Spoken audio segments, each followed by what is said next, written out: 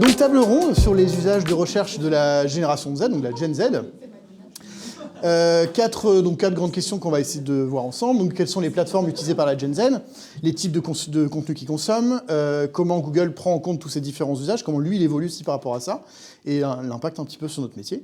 Donc je suis accompagné de Léonie et de Orlan, donc je vais laisser se présenter. Vas-y Léonie. Bonjour, je suis Léonie, je suis directrice associée d'une agence qui s'appelle DIR. Donc, nous, on est experts en digital. L'agence a 9 ans et on est une grosse vingtaine de collaborateurs dans le 10e. Voilà. Et moi, du coup, c'est Orlan, je suis consultante SEO chez Ifen et ça fait 10 ans maintenant que je travaille dans le web, à l'origine comme chef de projet et puis depuis 8 ans spécialisée en SEO, en référencement naturel. Alors, c'est qui la Gen Z alors du coup? Qui sont-ils? On a déjà plus ou moins répondu à la question ensemble, mais allez-y, vous pouvez rentrer un peu plus dans le détail de qui sont et les plateformes préférées notamment. Alors la Gen Z, c'est justement donc la génération, donc là on parlait de la Alpha qui a commencé en 2010-2012 par là. Avant ça, la Gen Z, c'est les années 95-97 jusqu'à 2010, c'est à peu près cette génération-là, qui du coup a grandi déjà en plein ère du numérique avec le web déjà bien implanté. Avant eux, il y avait les Millennials, qui sont la génération Y, où là on est plutôt sur début, milieu des années 80 jusqu'à milieu des années 90. Et voilà. Génération X avant, du coup. Et encore avant, c'est la génération X sur les années 70 jusqu'à milieu des années 80. Qui là a connu du coup le web plutôt sur arrivé à l'âge adulte, on va dire, plutôt en tant que jeune adulte. C'est là que ça fait toute la différence aussi sur l'utilisation qu'on a aujourd'hui du web et des réseaux. On les a pas connus au même moment de notre vie et on voit vraiment l'impact que ça peut avoir aujourd'hui, notamment sur les plateformes du coup. Et ce qui fait aussi beaucoup la différence, c'est que donc la génération dite millennials sont vraiment ceux qui ont appris, enfin qui ont vécu, sont les derniers qui ont vécu sans Internet et donc sans les réseaux sociaux. Donc une vie finalement d'un ancien temps. Et voilà. Et aujourd'hui, cette Gen Z, elle n'a connu que ça. Et donc tous ces comportements, que ce soit dans la relation, que ce soit vis-à-vis des marques, et c'est aussi la raison pour laquelle vous êtes là aujourd'hui, a été complètement revu. Et nous, communicants, marketeurs, c'est vrai qu'il a fallu s'adapter. Et alors, en plus de ça, le choc des titans, c'est que les communications et les marketing sont établis par les millennials, voire avant, pour parler aux Gen Z. Donc, en fait, plus personne ne sait véritablement se parler. En plus de ça, les plateformes s'y sont un peu mêlées et ont évidemment fait évoluer leur algorithme aussi en nous tendant quelques pièges ou en poussant la Gen Z délicatement vers certaines actions de consommation de contenu, en nous forçant, entre guillemets, à consommer pour les toucher. Donc ce qui est intéressant, et je pense qu'on va en parler après, c'est de savoir comment vous pouvez leur parler, ce qu'ils attendent d'une marque aujourd'hui. Et c'est très important parce que là où nous, parce que moi je suis une millennials aussi, on n'attendait rien des marques. Eux, ils attendent énormément des marques et c'est tout ce qui est fait pour les plateformes aujourd'hui, c'est-à-dire comment est-ce qu'on se parle, comment est-ce qu'on explique une marque, comment est-ce qu'on fait passer des valeurs. Et aussi, l'autre chose, c'est que c'est une génération qui est née avec une surinformation, donc ça, on va s'en parler aussi, je crois. Donc, ils font le tri, ils ont besoin d'être accompagnés, mais du coup, ils ont une vraie méfiance à tout niveau. Et c'est en ça aussi que les marketing, enfin les communications et le marketing d'aujourd'hui et les différentes typologies de contenu sont souvent un peu rechallengés par l'audience parce que manque d'authenticité, ils ont besoin de se raccrocher à des choses. Enfin, les haters, ça n'arrivait pas avant. Enfin, on avait des gens sur des forums qui disaient « ouais, je suis pas content ». Mais aujourd'hui, en 2 secondes, on a des centaines de haters qui peuvent arriver sur un contenu et un peu refaire redescendre le momentum. Donc, en tout cas, c'est une génération qui a très envie de comprendre ce qu'elle fait, qui est déterminée dans plein de choses et qui est très duel. Parce que typiquement, c'est une génération qui est ultra connectée, mais qui peut être en détox digital pendant 1 mois. Il y a plein de... Enfin, je ne sais pas pour ceux qui sont dans cette tranche d'âge, si vous avez déjà eu une espèce de blackout digital, mais il y a énormément de gens de cette génération qui, pour des moments particuliers, soit juste de renaissance, ont besoin de faire une coupure complète et ça ne les empêche pas de vivre. Là où nous, qui avons appris à vivre avec le digital, on est agrippés à tout ça et on a du mal à s'en défaire. Donc c'est vrai que c'est tout le sujet passionnant d'aujourd'hui, de savoir comment leur parler. Et c'est vrai qu'on ne l'a pas forcément abordé dans la présentation, mais il y a la notion de modération. En fait, nous, c'est vrai qu'on a connu un temps où les forums s'auto-modéraient, en fait. Moi, c'est vrai que j'ai connu l'époque des forums sur lesquels j'étais inscrit, jeux vidéo, tout ça. En fait, les forums avaient des règles de modération que les gens respectaient. Et quand tu respectais pas les règles, tu te faisais dégager du forum et il n'y avait même pas de débat possible, en fait. Tu respectais pas, hop, tu sors. Aujourd'hui, maintenant, alors il y a des règles de modération automatique, l'intelligence artificielle arrive aussi dessus, mais c'est une génération qui a besoin, en fait, d'être modérée. Parce que sinon, ouais, part dans tous les sens, quoi. T'as les haters qui arrivent et tout ça, ouais. Et ça, c'est des dimensions, après, beaucoup plus élevées. Mais nous, enfin, on est une génération où on arrivait à passer sous silence certaines choses. Il y a des choses qui pouvaient passer inaperçues, c'était supprimé assez vite. Normalement, on pouvait réussir à cacher un peu sous le tapis. Aujourd'hui, en fait, ça va tellement vite, ils consomment tellement de contenu, tout est vu tout le temps. Il faut se dire qu'en fait, à partir du moment où c'est publié, c'est vu. Et en fait, ça va aller très très vite. Ce que tu disais, justement, il peut y avoir des centaines de messages en quelques minutes. Ça va vraiment aller très très vite et il faut être vigilant sur la communication qu'on a avec cette génération-là. On n'a jamais connu autant de communication de crise de toute façon que depuis qu'on a les réseaux sociaux, mais pour autant ça a amené aussi une vraie transparence des marques et en tout cas des vrais efforts de communication là où avant c'était très descendant. L'autre chose aussi dans la Gen Z, c'est que tout d'un coup il y a une espèce de double mouvement de communication et c'est plus descendant, c'est conversationnel et c'est un point important parce qu'il y a beaucoup de plateformes aujourd'hui qui sont utilisées pour de la conversation. L'intégralité des plateformes possède un espace d'échange, donc une messagerie ou un chat, etc. Et c'est très important et très identitaire de cette génération. On parlait de plateformes, justement, c'est quoi un peu les plateformes préférées, les plus utilisées ? T'as un graphe, non ? Après ? Non ? Ah si, je croyais. Ah oui, d'accord. Ouais. Tu veux peut-être en parler, Armand ? Non, après, on revient sur... Alors, il y a les réseaux que nous, je dis nous pareil, génération millennials, on utilise aussi, comme Instagram, comme Pinterest.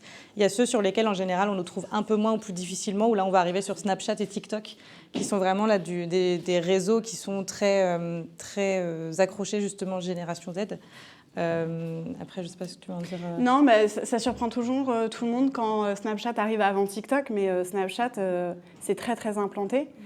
Aussi, on a une difficulté, nous, en tant que professionnels, c'est que souvent, on a l'impression que Paris, c'est la France. Et c'est vrai qu'il y a aussi des zones d'usage qui sont parfois plus mises en avant. Snapchat, c'est vraiment, il y a un énorme maillage national et c'est énormément de cette Gen Z qui s'y retrouve. Alors, les plateformes ne sont pas faites pour les mêmes usages et c'est aussi toute la complexité de la Gen Z qui vient se nourrir des différents réseaux et de ce que les réseaux peuvent apporter. Donc, Instagram, on ne vous le présente pas, mais c'est effectivement un réseau où on est plutôt sur l'esthétisme, de l'inspirationnel, les gens postent beaucoup de beau. Alors, tout d'un coup, il y a un mouvement Instagram versus reality, mais bon, même la reality, c'est une réalité assez douce, voilà. Snapchat, donc on est vraiment sur plutôt le quotidien, la partie conversationnelle, etc. TikTok, qui a fait son grand chamboulement et qui est arrivé avec une diffusion plurielle autour du contenu notamment, et Instagram essaye de suivre derrière. Facebook qui est très utilisé aussi pour la partie regroupement en petits comités. Donc voilà, sur des groupes, notamment souvent sur des sujets, alors ça peut être sur des sujets de fond, mais aussi sur des sujets sur des marques. Il y a beaucoup de gens qui sont vraiment fans de certaines marques qui nourrissent aussi des groupes sur ces réseaux-là. Voilà, LinkedIn qui tange. C'est générationnel. Après, LinkedIn, c'est toujours moins utilisé quand on commence sa vie professionnelle. Voilà. Biril, moi, je le connaissais pas. Tu connais pas Biril ? T'es presque un boomer. Je connais pas. C'est quoi le principe ? C'est un réseau sur lequel tu peux prendre une photo et en même temps prendre la photo de toi. C'est-à-dire, t'indiques là où tu es et toi, tu mets une photo de toi en selfie en même temps. Et les deux communiquent ensemble. C'est lui qui te dit quand tu dois faire la photo. Ouais. Mais c'est là où il y a une vraie... c'est là où on voit aussi la différence. Nous, le Snapchat qu'on a là, c'est notre MSN de quand on était plus jeune, quoi. C'était nos communications. Là où Instagram, c'est là où on avait des magazines People, quoi. Je vais recapter l'attention de tout le monde avec une petite question. À votre avis, quel pourcentage de la Gen Z utilise TikTok comme moteur de recherche ?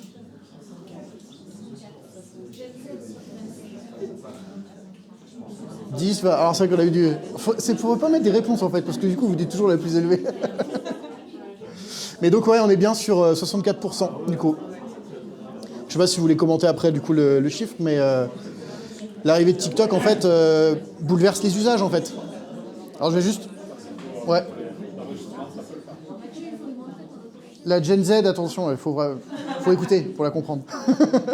Mais après, on a un moment après, vous pourrez tous échanger un peu sur ces sujets-là et poser des questions après à différents intervenants. Mais donc ouais, 64% aujourd'hui de la Gen Z utilise TikTok comme moteur de recherche. Donc nous, évidemment, impactant SEO parce qu'il faut qu'on mesure ça. Et tu disais tout à l'heure que TikTok, en fait, ouais, est maintenant ancré dans leur quotidien, en fait. Ouais, et surtout là où TikTok a fait fort, c'est qu'à un moment, ils ont une énorme croissance à un moment donné où Instagram, on a l'impression de toujours voir les mêmes contenus. Les gens étaient beaucoup soumis à un algorithme préférentiel et en fait, ça laissait peu de place aux autres. Et TikTok est arrivé et a complètement renversé l'algorithme en disant, en fait, ce qui va primer, c'est le contenu. Donc c'est lui qui va faire sa place sur la plateforme et vous serez en contact avec énormément. Et de ce fait, comme c'est le contenu qui prime, la recherche, elle passe par une recherche de moteur de recherche assez classique.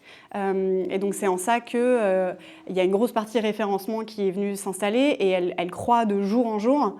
Aujourd'hui, nous, les clients qu'on accompagne, évidemment, on les pousse aussi à avoir cette bonne stratégie de référencement sur ces contenus-là qui vont leur permettre d'exister en dehors même de la plateforme, hein, on s'en parlera après. Mais c'est vrai qu'il y a des domaines de prédilection qui sont en explosion sur la partie moteur de recherche. Je pense notamment au skincare. La skincare, je pense au domaine de l'hôtellerie. La food, évidemment, la musique. Il y a une grosse tendance sur le DIY. Les idées cadeaux. Les idées Là, cadeaux. la période en ce moment. Pour les addicts du cleaning, il y a quand même un énorme mouvement aussi CleanTok. Donc voilà. Il y a BookTok aussi, je crois, sur ceux que les amateurs de lecture. Ouais, donc en fait, ce que Instagram n'a pas su faire et là où TikTok a aussi su cibler cette génération, pour en venir à la génération, c'est qu'aujourd'hui, c'est une génération qui se veut quand même nourrir l'individualité. Tout en étant communautaire, mais de nourrir aussi les qualités de chacun et les rêves et les intérêts de chacun. Et de ce fait, TikTok a permis la naissance de vraies audiences de niche. On n'a jamais autant parlé d'audience de niche qu'avec l'arrivée de TikTok en France notamment et cette croissance d'il y a quelques années. Et tous des mouvements BookTok, CleanTok, etc. Et encore, c'est des mouvements qui grossissent, mais on a des mouvements qui sont même sociétaux presque, parce que je ne sais pas si vous avez été en contact. Il y a un mouvement autour des femmes au foyer, notamment aux États-Unis avec ces tradwives qui partagent leurs recettes, leur vie à la maison, leur quotidien. Alors pour le coup, elles exploitent tous les contenus, les formats, et on va s'en parler, très trendy, donc le vlog, etc. Mais dans un tout autre style, avec effectivement leurs tâches ménagères, la manière dont elles font les lessives, etc. Et en parallèle de ça, on a des phénomènes de trend dans la haute cosmétique avec un épanouissement total des minorités sexuelles, de tout autre segment et tout autre type de niche. Et c'est vrai que c'est aussi pour ça que cette Gen Z, elle se retrouve beaucoup sur cette plateforme, c'est que le pouvoir d'identification, il est bien plus fort, là où sur Instagram, les contenus et les créateurs de contenu sont tellement stéréotypés que c'est vrai que tout d'un coup, il y a une espèce de clivage. Et c'est aussi pour ça que la plateforme a été à un moment donné un petit peu en baisse sur Instagram, c'est qu'elle était presque moralisante pour beaucoup. Et il y a beaucoup de gens qui ont un peu boudé Instagram en laissant exprimer le fait que ça complexait. Enfin, il y a eu un énorme mouvement aussi dans la parentalité sur le fait qu'on voyait des familles parfaites, des mères impeccables qui allaient au sport et qui en même temps géraient leurs 3 enfants. Et tout ça a fait que ce réseau de l'esthétisme a donné un peu de son pouvoir à un réseau beaucoup plus du quotidien et justement de ces niches qui permettaient une appropriation beaucoup plus facile. C'est ça, et puis comme tu le disais, en fait, Instagram s'est mis à afficher de plus en plus des contenus qui ne correspondaient pas forcément à la personne qui avait en face, mais plus à ce qui pour eux allait fonctionner, et du coup c'était très stéréotypé, et les gens s'y retrouvaient pas forcément, là où TikTok a adapté son flux en fonction de ce qui plaisait à la personne, et c'est beaucoup plus adapté à la cible qu'il y avait en face, donc les gens se retrouvaient beaucoup plus facilement, une fois qu'ils avaient identifié un contenu de niche qui leur ressemblait, qui leur correspondait, ils se retrouvent plus facilement qu'avec ce contenu-là, avec du contenu qui correspond à ça. Et TikTok correspond bien à la Gen Z dans le sens où on est sur du format court, sur du format visuel, sur de l'interaction. On est vraiment sur du direct ou de l'échange en direct. Et c'est des choses qui correspondent beaucoup plus, on revient sur la transparence qu'on disait au début, qui correspondent beaucoup plus à cette génération aux précédentes. Et donc, on en a un petit peu parlé, mais en effet, pourquoi cette génération, elle cherche sur les plateformes sociales ? Donc on en parlait un peu, j'ai l'impression le besoin de retrouver une certaine relation avec l'authenticité, en fait. C'est un peu ce que je retiens de TikTok, c'est que c'est des contenus qui paraissent plus authentiques. Oui, alors c'est surtout qu'aussi c'est un bassin de vidéos à profusion. Donc il y a cette espèce de système où tout le monde nourrit la plateforme en permanence. Donc ce que tu cherches, entre guillemets, tu le trouveras forcément. Donc il y a aussi ça. Et il y a quelque chose d'assez visuel. Tout d'un coup, quand tu fais une recherche, tu tombes tout de suite sur des contenus vidéo. C'est exactement ça aujourd'hui que les générations qui consomment ces réseaux-là ont envie de voir et envie d'être en contact. Déjà pour la partie divertissement, entertainment, et d'ailleurs c'est ce que TikTok met en avant essentiellement, mais aussi pour la facilité d'accès. On est devenu un petit peu flemmard sur les bords et effectivement... Et puis, il y a quelque chose d'assez gamifiant entre un contenu recette sur TikTok dans lequel on est un peu en accéléré, il y a un jeu de transition, etc. C'est quand même beaucoup plus chouette d'arriver là-dessus que d'arriver sur la page de Marmiton où effectivement, tu as 3 bannières de pub entre les œufs et les mentales. Du coup, tu ne sais plus. Tu es là, la page se ferme. Et en fait... On est dans cette... aujourd'hui, il y a une facilitation du contenu et donc forcément une appétence beaucoup plus évidente pour ce type de recherche sur cette plateforme. Et il y a la notion de notoriété aussi, du coup. La puissance. Évidemment, et la puissance. Ouais. Donc, on disait justement pourquoi ils cherchent les plateformes, parce qu'on recherche des avis, on recherche de l'influence, on recherche du visuel, comme tu disais, et c'est peut-être des choses qui sont plus faciles à véhiculer en vidéo, en fait, au final. Oui, et puis dans toute autre mesure, effectivement, tu disais cette espèce de puissance de l'algorithme. Il y a des gens qui ont publié des recettes, somme toute, probablement très bonnes, mais sans aucun grand intérêt, qui ont fait des millions de vues. Parce que tomber au bon moment, la bonne recherche, les gens en contact. Et d'ailleurs, on le sait, il y a des recettes qui ont fait des buzz sur TikTok qui s'appellent des recettes TikTok. Pour ceux qui n'ont pas vu, il y a une recette qui a buzzé pendant des mois, une recette de feta, tomate, les pâtes à la feta, à la tomate. Cette recette n'est pas tout à fait nouvelle, si je puis me permettre, mais voilà. Et donc pendant des jours, et là récemment, pour ceux qui consomment TikTok, vous n'êtes pas passé à côté de la recette de la salade de concombre. Voilà. Mais moi, je suis complètement passé à côté. Hein. Mais ça fait un buzz, ça a été repris en fait. C'est qui présente cette salade de concombre? C'est un. Il y a eu un contenu qui a été fait par un créateur de contenu avec beaucoup de pouvoir, etc. Et en fait, il a mis en avant une recette de concombre faite dans un Tupperware. Et en fait, il mettait tout dedans, il secouait. Parce qu'en fait, le lien avec la plateforme, c'est la facilité d'accès. Et donc, c'est pareil pour les pâtes à la tomate, ce fameux buzz. On mettait tout dans le moule, on mettait tout au four, et en 10 minutes, c'était prêt. Et donc, il y a aussi mais ça fait un peu écho à nos modes de consommation, c'est-à-dire que les vidéos doivent aller vite, les recettes doivent être rapides, et d'ailleurs, tout doit tellement aller vite qu'aujourd'hui, vous pouvez regarder vos vidéos en x2 sur TikTok. Donc en fait, c'est plus que de la rapidité, c'est de la surenchère permanente. Alors l'avantage de ça, c'est que du coup, nous, en tant qu'annonceurs, on a plus de probabilité d'être en contact avec un viewer parce qu'en fait, il consomme tellement de vidéos que c'est ce que met en avant aussi TikTok. Le désavantage de ça, c'est qu'aujourd'hui, pour marquer un consommateur, il faut vraiment multiplier nos points de contact. Mais ça... Il faut vraiment sortir du lot, comme tu dis. Là, aujourd'hui, il y en a qui, sur TikTok, 44% des utilisateurs déclarent découvrir de nouvelles marques tous les jours. Et il y en a 33%, c'est de façon hebdomadaire. Mais tous les jours, ils sont confrontés à du contenu d'une marque qu'ils ne connaissaient pas, à du nouveau contenu, à quelque chose de vraiment nouveau. Ils sont sans cesse sollicités. Et comme c'est que du contenu court qui dure quelques secondes et qu'en plus, ils peuvent le passer en x2, c'est des dizaines et des dizaines de contenus pour une utilisation très courte, finalement. Donc c'est vraiment sans cesse, c'est sursollicité et ça incite vraiment à cette consommation de contenu. Et comme le flux est adapté, ça vous incite à y rester, à y retourner et à revoir encore d'autres contenus. Donc c'est vraiment une petite sphère là-dessus. Et c'est là qu'on voit aussi cette différence en fait dans l'utilisation des réseaux, où là on a des générations qui ont plus de mal à y passer, là où cette Gen Z elle est dans son cocon, elle est plus confortable sur ces contenus-là, où une recette, moi demain je vais aller chercher une recette, je vais la chercher sur Google et je vais aller ou sur un site de recettes, là où des plus jeunes vont directement aller sur Instagram ou sur TikTok aller chercher une recette qui correspond à ça. Et l'impact de le lien aussi avec l'influence, est-ce que c'est l'influence au sens large, les influenceurs. Ce qui est intéressant, c'est que sur cette plateforme, tout d'un coup, la bulle des influenceurs a un peu explosé. C'est-à-dire que d'ailleurs, avec TikTok, on parle plus d'influenceurs véritablement, mais de créateurs de contenu. Aujourd'hui, on a énormément de gens influents qui ont des petites communautés, mais qui ont créé des vidéos avec énormément de potentiel de viralité. Alors, le flux est un peu en train de se réguler pendant très longtemps. On a eu vraiment des tout petits créateurs qui avaient des vues énormes. Aujourd'hui, un système un peu de régulation, c'est-à-dire que les gens qui performent, ils commencent à avoir de la communauté quand même. Donc, il y a une espèce de remontée un petit peu des influenceurs sur cette plateforme-là.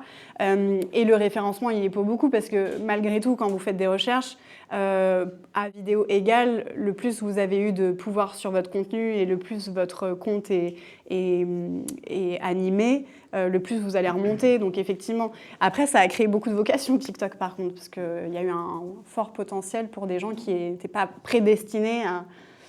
Monsieur salade de concombre, voilà, il y a eu il a saisi une opportunité.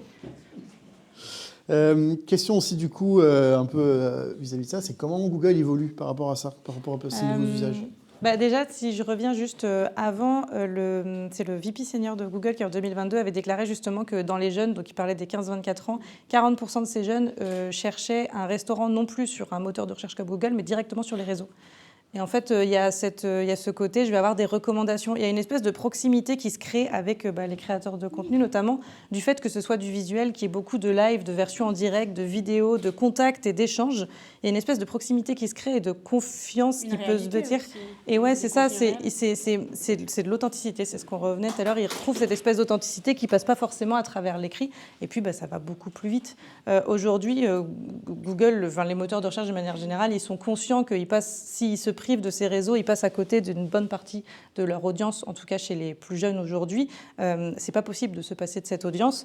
Comme on le disait, TikTok, il y a du référencement sur TikTok. Ça fonctionne de la même façon que du référencement sur les moteurs de recherche. Tout ce qui est tag, mots-clés, les titres, etc., c'est travaillé de la même façon qu'on va travailler une page, un contenu, de toute façon sur le web. On référence, on va chercher des bons mots-clés.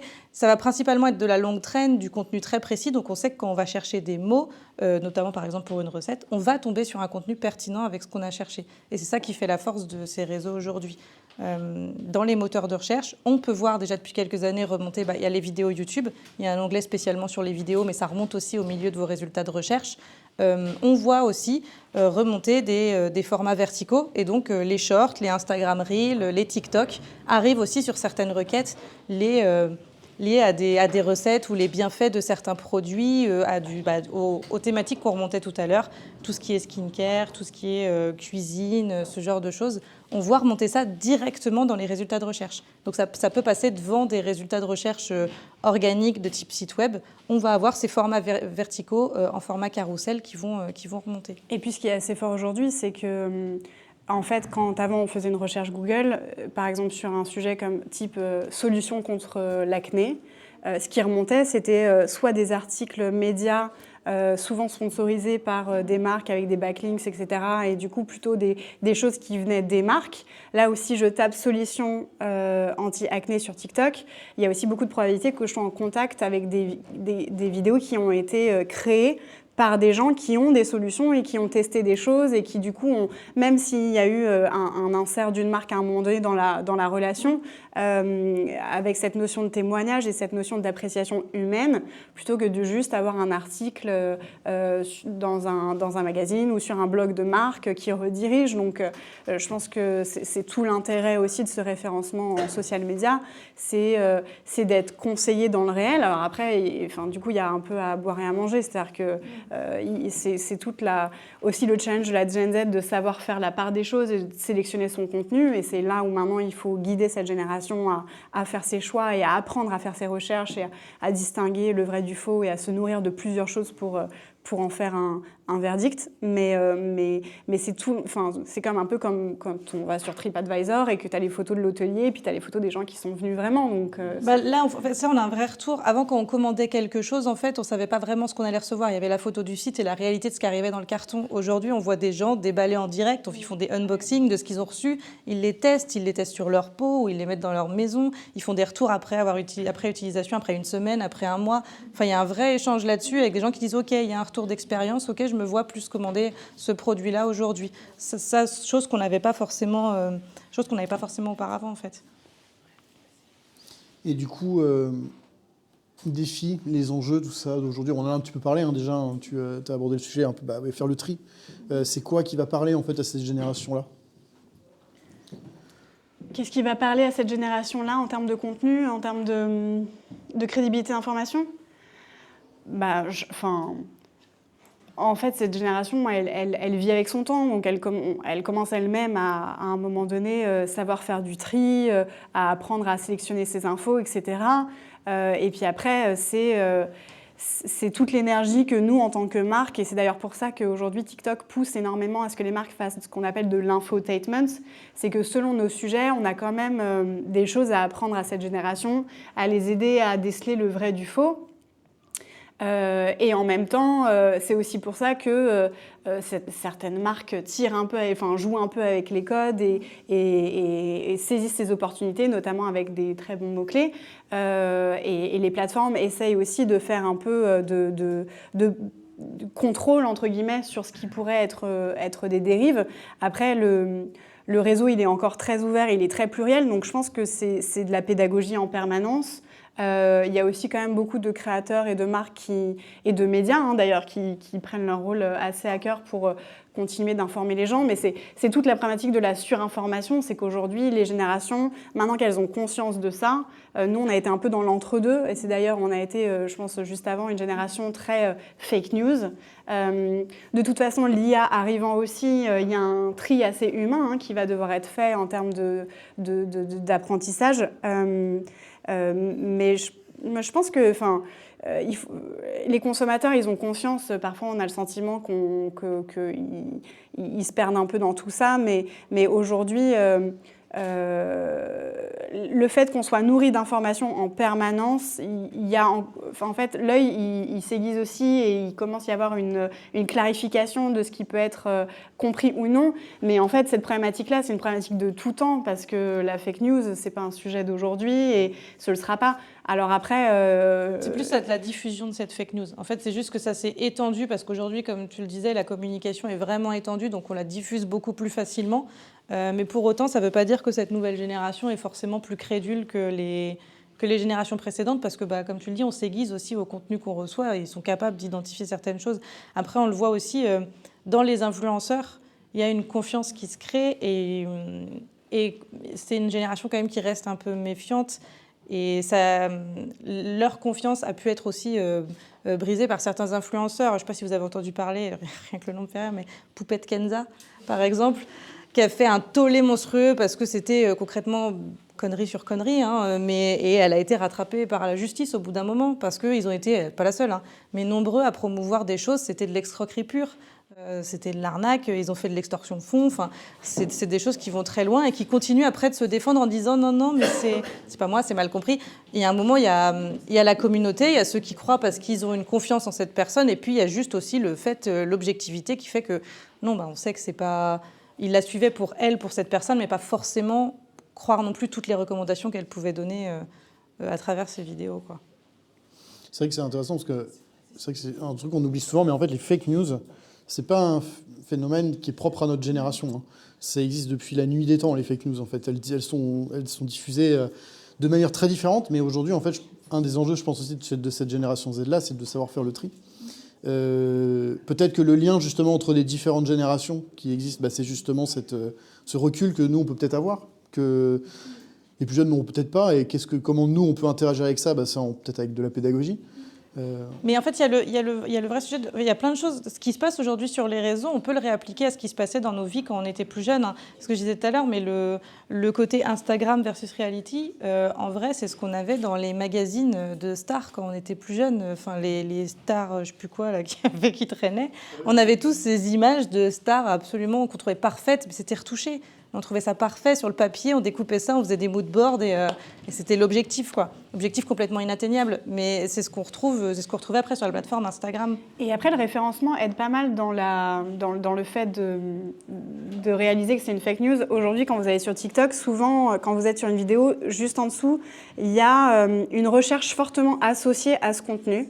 Et donc typiquement, si vous êtes sur un contenu un peu fake news, il peut très bien y avoir en dessous un peu le thème de la vidéo avec marqué fake news en dessous. Donc en fait, les plateformes, à leur manière aussi, elles ont conscience de à quel point un contenu peut aller vite et à quel point ça peut être compliqué pour les gens de se rendre compte et d'avoir une certaine appétence. Mais dans un sens comme dans un autre, comme c'est un média qui est plutôt assez conversationnel et où les gens peuvent facilement prendre la parole, il y a des gens qui lancent des fake news évidemment, mais très vite, certains sont capables de réagir et en fait, c'est ça aussi qui crée le buzz autour de vidéos, c'est que tout d'un coup, il y a une espèce de rencontre entre ceux qui poussent en un sens et ceux qui poussent dans l'autre. Et après, à chacun travailler son opinion, mais c'est pas la première génération qui aura à dealer effectivement avec tout ça. Et la surinformation n'est pas dangereuse pour la fake news, au contraire, parce qu'en fait, elle sensibilise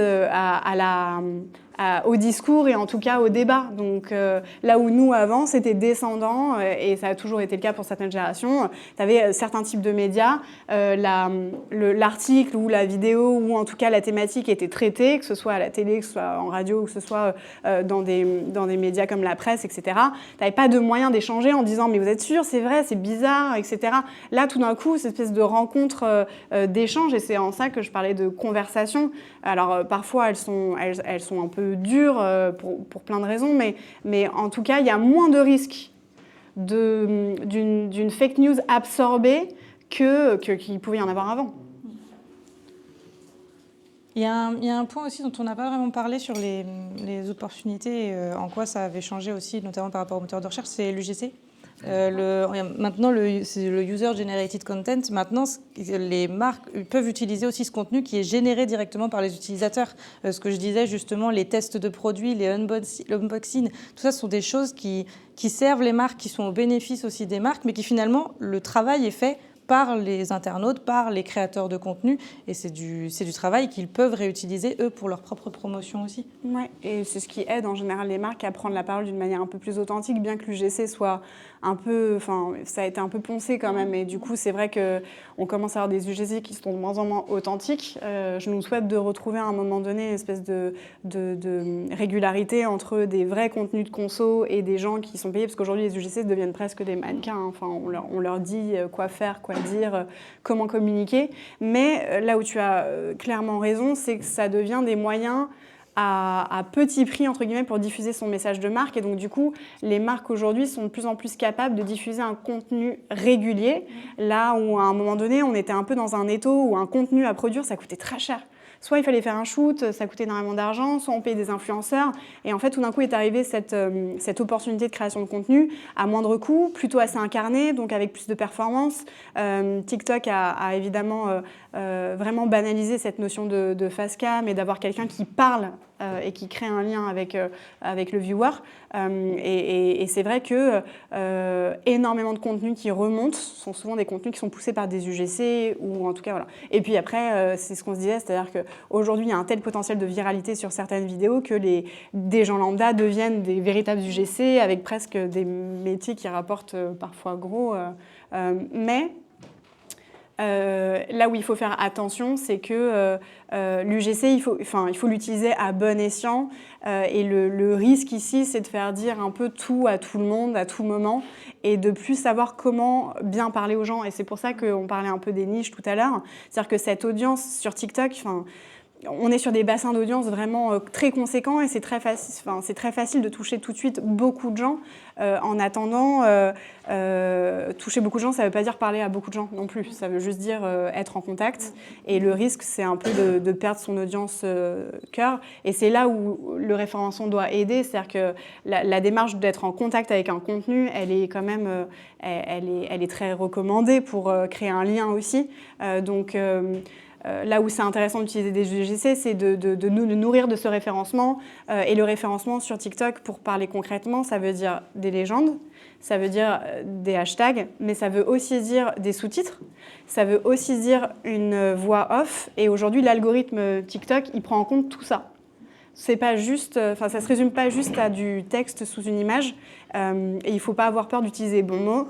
Et je pense que ça rejoint aussi tout le travail de référencement qui est fait à un niveau plus macro, de dire voilà un espèce de champ lexical. Et aujourd'hui, il faut le faire par vidéo ou par problématique traitée et y mettre l'énergie nécessaire pour que ça bénéficie à une recherche qui soit de l'ordre des moteurs de recherche comme sur Google.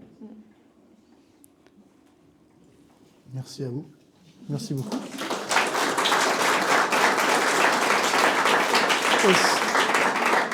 Est-ce que, avant de conclure la table ronde, est-ce que vous avez des questions? Est-ce que vous comprenez la Gen Z? Oui, Sylvain, vas-y. J'ai une question. Du coup, aujourd'hui, une marque qui, par exemple, doit parler à plusieurs générations, imaginons elle doit parler, à la génération avant 95 et la nouvelle génération, du coup, de ce que je comprends, il faut qu'elle réponde à ces codes, donc être sur les bonnes plateformes. Et comment aujourd'hui vous conseilleriez en tout cas une marque qui voudrait justement s'adresser à cette génération en conservant un peu son authenticité aussi, quoi. En fait, la question qui se pose de manière plus générale, c'est est-ce que d'un point de vue marque, est-ce que tu peux passer le même message à ces deux types de gens? Non. Donc du coup, par la force des messages, par la force des choses, ton message il va être différent. Donc tu vas pas le traiter de la bonne manière. Aujourd'hui, les avant 95, ils sont sur TikTok. On n'a pas vu la courbe TikTok, avec tous les âges, mais c'est une plateforme qui réunit quand même beaucoup de gens. Le seul truc qui va être intéressant, c'est de savoir ce qui est primordial pour cette génération que tu es en train d'adresser. Donc, je ne sais pas ce que tu as comme marque ou comme produit, mais si on parle, par exemple, de skincare, tu vas avoir une gamme peut-être anti-acné, puis tu vas avoir une gamme anti-âge. C'est la même marque, tu ne vas pas parler aux mêmes audiences, et du coup, tu ne vas pas le faire de la même manière. Et en fait, en considérant les problématiques de ton audience, tu vas forcément accepter des codants qui leur correspondent à eux. Sur la Gen Z, on va peut-être effectivement avoir un contenu qui est très en proximité, avec un montage peut-être avec beaucoup plus de transition, avec quelqu'un qui incarne, qui est peut-être un peu fun sur l'entertainment, et pour autant, sur ton autre gamme, tu vas peut-être avoir quelqu'un qui incarne, qui a un peu plus de maturité, qui donc va peut-être avoir des mots qui sont plutôt dirigés vers de la considération plutôt que vers de l'entertainment. Et en fait, c'est en ça que tu vas pouvoir parler à tes deux audiences. Pour autant, ces deux audiences-là, elles se retrouvent sur la même plateforme. Et après, c'est aussi la manière dont tu vas faire ton contenu.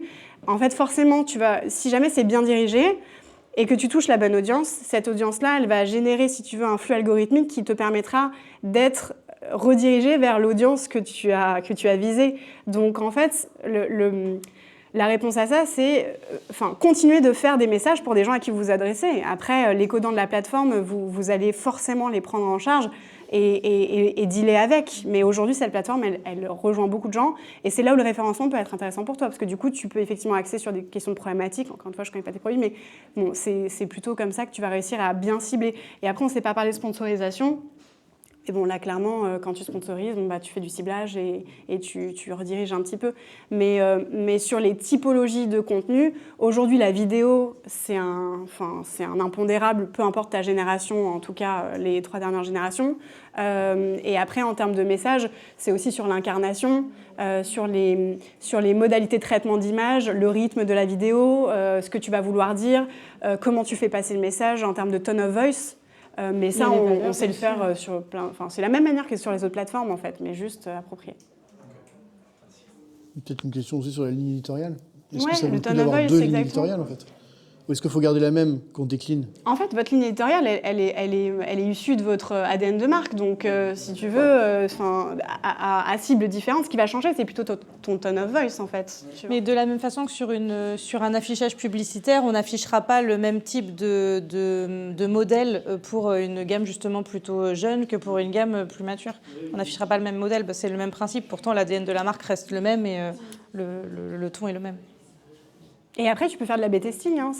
Ça peut être aussi une bonne option de voir comment ton contenu réagit face à une audience différente. Tu as toutes les statistiques qu'il faut dans Google, dans TikTok, pardon. Donc c'est vrai qu'il y a clairement un contenu à dissocier. Et après, franchement, je pense que... Et TikTok, c'est un peu ce qu'ils essayent de dire, c'est quand on fait de la publicité, notamment, ils disent « don't make ads, make TikTok ». Et c'est vraiment, en fait, créer du contenu pour ceux à qui tu as envie de parler, et tu sais comment leur parler, et tu sauras comment leur parler sur TikTok. Parce qu'ils s'y retrouvent, et voilà. Est-ce qu'il y a d'autres questions? Non, bah super. Merci.